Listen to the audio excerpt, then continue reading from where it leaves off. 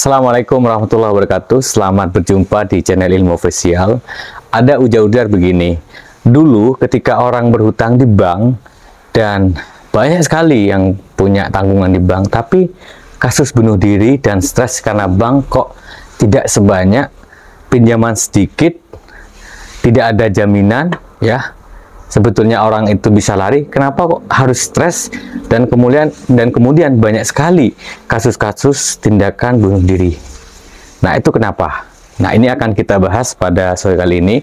Dan tentu manfaatnya adalah buat kalian yang tetap menonton, ya, Anda akan tahu bahwa sebetulnya inilah jaminan ketika Anda masuk terjerat di pinjol, dan cara mengatasinya sangat gampang, ya.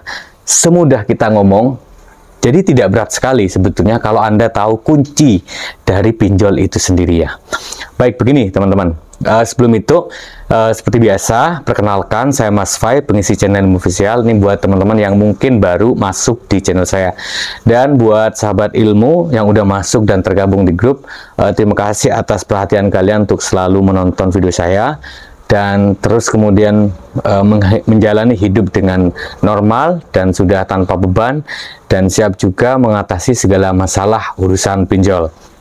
Sahabat ilmu, begini, kenapa di bank konvensional sudah punya jaminan tapi kok tidak sestres pinjol yang tanpa jaminan? Yang pertama, di dalam bank konvensional itu tidak mudah orang dapat pinjaman, yaitu karena untuk dapat uang di bank konvensional, pertama, dia harus memiliki karakter yang baik. Artinya, pribadi yang disiplin dalam memberikan tanggung jawab ataupun melakukan angsuran.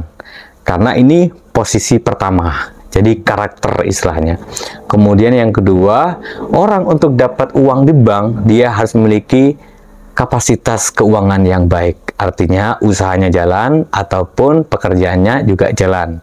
Dan yang ketiga, dia harus memiliki jaminan atau kolateral. Disebut dalam prinsip bank itu namanya 3C. Jadi karakter, kapasiti, dan kolateral. Sementara di dalam pinjol, ya, itu tidak ada jaminan dan hanya menggunakan KTP saja dengan HP Android ataupun iPhone yang dia punya, ngisi sebentar udah dapat uang. Begitu kira-kira. Kemudian yang kedua, dia orang yang hutang di pinjol, ya, tentunya ada dua kemungkinan. Yang pertama memang kepepet, yang kedua ada tiga lah, kepepet. Kemudian yang kedua adalah dia ketipu temannya, dipakai namanya. Dan yang ketiga biasanya dia coba-coba. Nah, ini. Terus apa Mas Fai jaminannya ketika masuk di pinjol? Ini jaminannya, mental. Jadi kalau bank konvensional jaminnya berupa barang, dia tidak bayar, barangnya disita. Tapi kalau pinjol, mental Anda yang dipertaruhkan. Karena itu, mental yang benar dalam pinjol adalah mental yang ngerti dan tahu bagaimana cara menghadapi pinjaman online. Nah, ini sekarang saya akan berbagi tips bagaimana mengatasi ketika Anda terjerat hutang pinjol dan Anda sekarang lagi stres dan tidak ada uang untuk bayar angsuran di jatuh tempo minggu ini misalnya. Nah, yang pertama, tips yang harus kalian lakukan adalah jangan panik. Jangan percaya cerita-cerita ataupun asumsi-asumsi pikiran sendiri bahwa kalau kamu nanti nggak berpinjol, kamu akan didatangi bill collector dan mereka mengamuk, kemudian memaksa Anda dan menyebarkan data Anda. Asumsi cerita itu hilangkan dulu. Tapi kan ada yang benar terjadi, Mas Fai. Iya, hilangkan aja dulu. Jangan panik dulu. Kunci orang bisa stabil itu ketika dia tidak panik. Karena dengan tidak panik, dia mampu mengendalikan pikirannya. Karena itu berhubungan dengan mind, ya, atau mental seseorang. Kemudian yang kedua adalah, saat Anda terjerat pinjol, ini prinsipnya, jangan sampai membayar hutang dengan hutang, atau disebut dengan gali lubang dan tutup lubang. Gak kuat bayar aku laku, pindah pinjaman easy cash. Gak kuat di easy cash karena jatuh temponya ini, spekulasi lagi, ngambil di Tunaiku, ngambil di Amarbank, ngambil di Kredivo, Kredivas, ngambil di SPP Letter, yang harusnya beli barang di cash loan, ya kan? Banyak sekali lah hal-hal yang sifatnya akad-akadnya nggak jelas, hanya berasumsi dengan spekulasi saya bisa bayar, akhirnya nggak bisa bayar. Dan itu terjadi ke siapapun, profesi apapun, ya. Saya bilang begini karena memang saya kenal orang-orang yang terlibat dan masih menjadi korban pinjol itu sendiri. Jadi hilangkan asumsi-asumsi tadi itu. Kemudian yang kedua, jangan sampai kalian bayar hutang dengan hutang. Artinya jangan sampai bayar hutang dengan hutang. Kemudian tips yang ketiga untuk menghadapi pinjol, jangan percaya bahwa pinjol itu pidana kalau nggak bayar, masuk penjara. Nggak. Yang namanya pinjol perdata. Apa mas konsekuensinya ketika nggak berpinjol? Satu, slik OJK aja. Tapi apakah slik OJK bisa dihapus? Tidak bisa dihapus, tapi bisa diperbaiki. Karena slik OJK itu kan rekam jejak aja ya kan. Tapi bisa diperbaiki dengan baik. Loh, saya 2015 udah nggak ini mas, nggak kuat bayar angsuran ini. Terus saya mau ngambil KPR udah nggak bisa karena bisa diperbaiki, bisa. Dan saya udah bikin video di sebelumnya. Nah, ini saya akan kasih penjelasan sedikit nanti ya di akhir, atau mungkin tonton dulu itu ya nanti soal bagaimana cara memperbaiki slik OJK yang kita dapat. Jadi konsekuensi tidak berpinjol hanya slik OJK. Nah, ini yang biasanya ditakutkan kan tadi kan.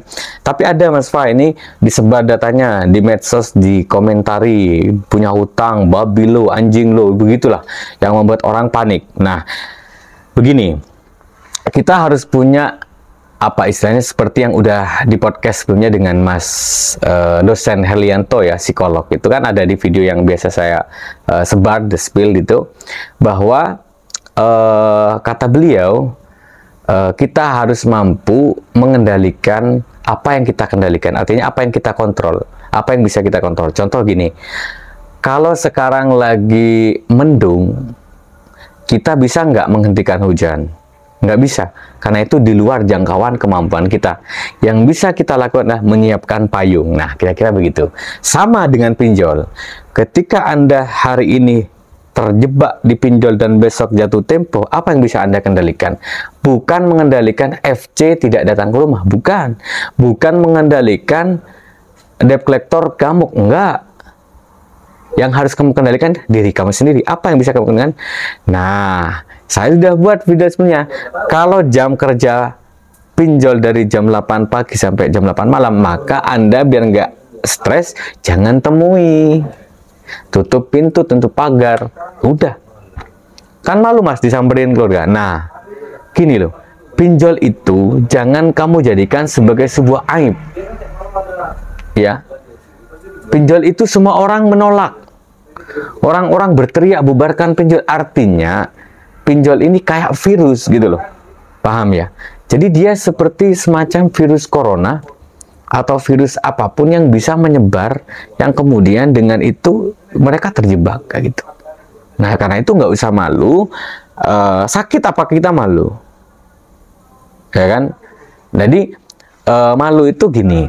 Saya kan profesi dosen mas. Kalau disebar ke mahasiswanya, nah mahasiswa pun juga kena pinjol gitu loh. Jadi tokoh publik, artis pun pernah ditelepon oleh seorang debt collector.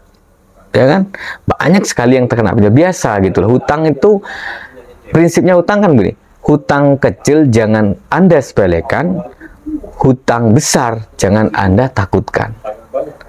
Hutang kecil disepelekan nggak bisa bayar, kenapa? Kamu enteng, kamu sengaja. Hutang besar kamu takutkan, stres. Semua itu bisa kita lakukan selama kita punya pikiran yang positif. Jadi pengendalian pikiran yang baik, sehat itu penting. Kenapa? Karena lagi-lagi saya bilang jaminan pinjol adalah mental Anda. Gitu. Ada juga problem begini.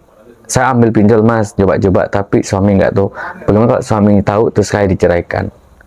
Itu ada yang curhat ke saya seperti itu. Dan apa yang saya sampaikan, ibu, terus terang aja, terbuka aja, sampaikan banyak, pasrah aja, berdoa. Ternyata si suami menerima. Dan ada juga orang datang, saya offline ke tempat saya, menemui saya, dia bilang dia curhat kalau istrinya kena dan minta maaf habis-habisan. Tapi seorang laki-laki itu kan dia mampu menerima apa yang terjadi pada istrinya, mungkin karena mungkin kurang memberikan nafkah dan segala macam, atau mungkin memang coba-coba seperti itu. Jadi hal-hal yang menurut kamu bersifat asumsi, malu dan segala macam itu hilangkan saat kamu dijadikan pinjol. Nah, kemudian apakah pinjol tuh harus tidak dibayar, Mas? Nah, ini saya berbeda dengan beberapa konten kreator ya. Ada konten kreator yang mengatakan bahwa ayo kita rame-rame ambil uang pinjol dan nggak bayar. Ya Allah, saya bilang gini, Anda sedang membunuh diri Anda sendiri. Dan saya mau ngomong begini, bukan dikira saya dukung pinjol, enggak, gini loh. Orang pasti terjun ke pinjol itu kan karena kepepet, atau tadi kena tipu, atau memang coba-coba kan. Dan pinjol tuh bunganya nggak kecil loh. Pinjol tuh bunganya nggak kecil, ada dendanya, ada bunganya. Nah, bagaimana cara kita nggak rugi saat kita gagal bayar? Nah, di pinjol itu jatah penagihan pinjol itu 90 hari. Nah, setelah 90 hari baru disebut gagal bayar. Nah, saat gagal bayar kan nanti Anda dihadapkan dengan pendana. Anda negosiasi dengan pendana karena Anda ini sebagai borrower, pinjol sebagai platform, pendana sebagai lender kayak gitu. Jadi yang memberikan keputusan untuk hapus bunga, misalnya negosiasi, hapus utang segala macam ya si pendana itu sendiri gitu. Tapi mengenai asuransi, Mas, nah ini poin yang penting banget. Saya sampai 2 kali di inbox orang, Mas, katanya pinjol lunas otomatis. Kata siapa? Ngawur, penyesatan. Asuransi itu bukan untuk Anda. Asuransi itu perusahaan. Jadi perusahaan pinjol itu sebagai mitigatif kerugian ketika ada orang gagal bayar, dia ikut asuransi. Artinya dia bayar premi. Nah, saat ada gagal bayar, maka kemungkinan ada pengembalian dari asuransi itu sendiri. Tapi apakah Anda tahu mekanisme pencairannya? Kan nggak ada yang tahu, semuanya berasumsi saja, ya kan? Nah, gitu maksud saya. Jadi jangan berpikir ke sana, pikirkan begini, bisa nggak kita menyelesaikan apa yang kita makan? Jadi artinya apa yang udah kita pakai nih ya, uang pinjol yang kita pakai, kita kembalikan kepada mereka tanpa harus bayar bunga dan denda. Itu yang harus kita lakukan. Bagaimana caranya? Mari kita berjuang bareng-bareng. Silakan Anda masuk grup, kita berjuang bareng-bareng supaya kita bisa tidak rugi dan kuat mental. Terima kasih, itu saja dari saya. Jangan lupa doakan kerjamu, kerjakan doamu. Assalamualaikum warahmatullahi wabarakatuh.